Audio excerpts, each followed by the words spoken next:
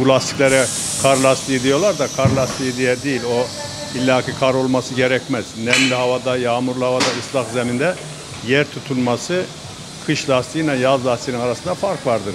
Kış lastiğinin silikası, kauçuğu farklıdır. Bunlar kış lastiği olarak çağrılır. Hani kar lastiği değil, kış lastiği olarak çağrılır.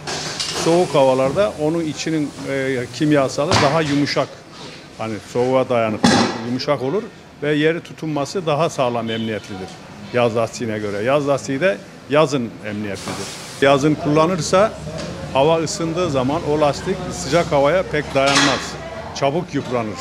Hani ömrünü bitirir ve de yazın frende falan kayma yapar. Fren emniyeti de pek sağlıklı olmaz kış lastiğini yazın kullanırsa.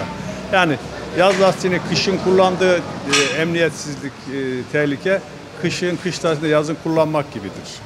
Her şey mevsiminde gereklidir. Yani. Havalar ısındı. Tatilcilerimiz yola çıkmaya başlayacak. İşte tatile giden, memleketine giden.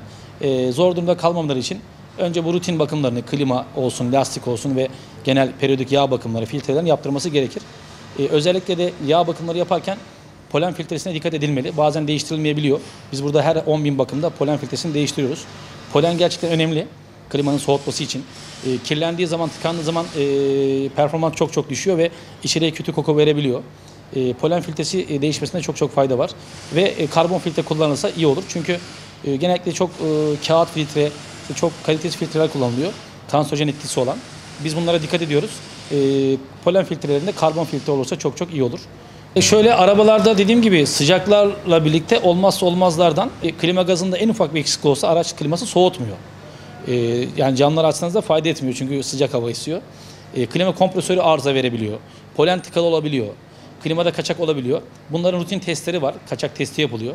Kaçak varsa bu kaçak giderilip klima gazı tamamlanıyor. Kompresöre bakılıyor. Polen filtresi değişiyor. Klima bakımı gerçekten hem yani o seyahat anında çok önemli. Hem de o kötü koku, bakterileri dışarıdan gelenleri engelliyor. Sürekli bakımı düzgün yapılırsa, filtreleri değişirse